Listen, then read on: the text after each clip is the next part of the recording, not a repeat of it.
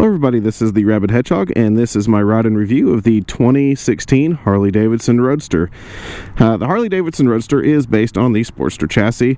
It is a little bit different setup in that it has an un-Harley 30.9-inch seat height, and pretty much the mid-mount and everything like that, kind of reminiscent of the XR 1200.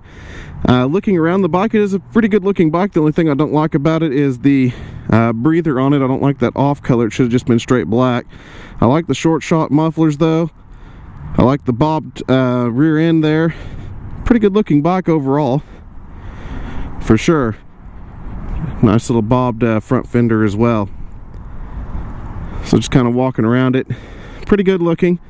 One thing that is another different part about this is the fact it's inverted forks, unlike the other Sportsters, which are traditional.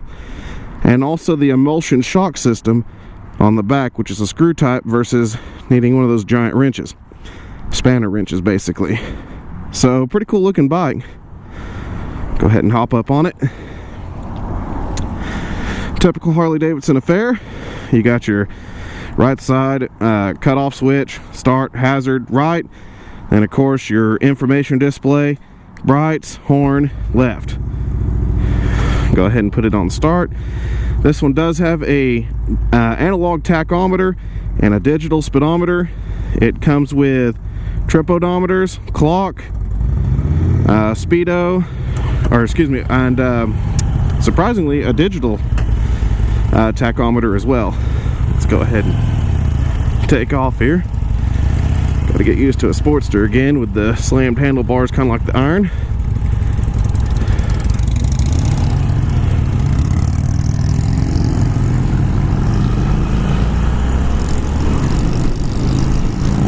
And it does have a gear indicator on it too as well in the display there. Get these mirrors where I can see here. Not gonna be able to see that one. All right. Yeah, I kind of like that little setup they got there with the digital speedo and then the analog tachometer, kind of reminiscent of sport bikes of today.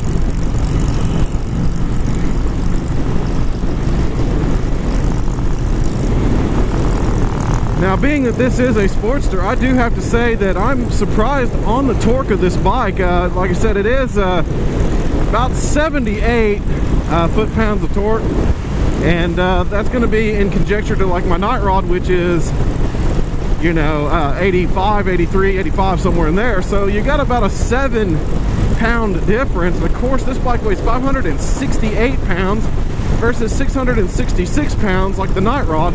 So in comparison, this bike is a bunch lighter and only 7 foot-pound difference in terms of the torque. So you're going to get good off-the-line power on this bike. Now the stance is more of a standard motorcycle stance in a way. It does have you leaning a little bit more forward onto the handlebars, and it has that mid-mount position, so it puts you in more of the standard positioning. Now this is a 5-speed manual transmission, so it's not a 6-speed or anything updated, but it does have good pull in the rev range, even in top gear right now at highway speed.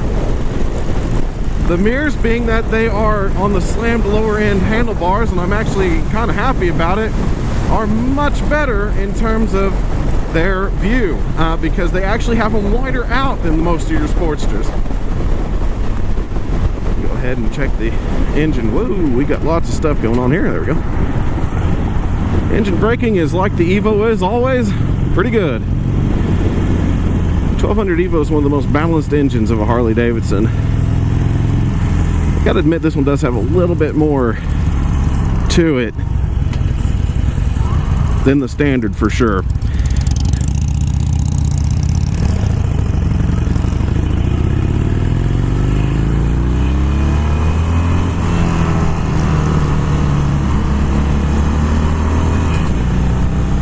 Does have good off-the-line power. Compared to the Night Rod, I don't know if that seems to be a little bit slower. Could be wrong. I'll test it here a little bit better.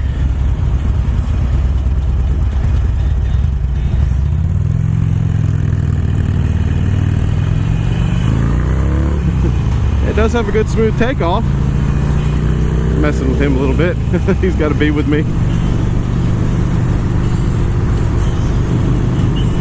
But yeah, it does have a really good smooth takeoff. It seems to be smoother than your other Sportsters. You know, I've had every Sportster seems like under the sun. I've had the 883 iron. I've had the 883 low that my wife wanted at one time before she realized she just couldn't handle the weight on it. And then had the 1200T, and that one was hopped up a little bit, but this one seems to be much more smoother, much more responsive off the line. Brakes are really good. This one, I'm not sure if it comes with the ABS option. Standard, these are around 11,100 or so in terms of the cost. With the options, they can get up pretty high, about 11,700 or so. And ABS is one of those options, but it does have those twin brakes up front, which a lot of Sportsters only have single. So what a welcome addition to it, because it stops so much better. Now, in terms of the ride quality, this thing is absolutely remarkable for a Sportster. I'm used to Sportsters bucking you around and trying to throw you off. I'm kind of intentionally hitting these potholes to show you this thing is much more compliant than any other Sportster I have ever been on, including the 1200T, which has the emulsion shock in the back like this one, only it has the traditional fork. The inverted forks do amazing wonders to the suspension on these bikes. They're not as bad, they're not as choppy, so they're pretty good suspension setup on this bike. And now that I'm back used to the mid-mount pegs, I mean, this is a great riding position. The seat is extremely comfortable. It's got a nice little scallop to it, so it holds the rider back pretty good. It does have a pretty wide pillion seat, but don't have my wife to test it out. But I would think she'd approve of it because it's pretty padded back there, from what I can tell. But yeah, this is a nice little bike.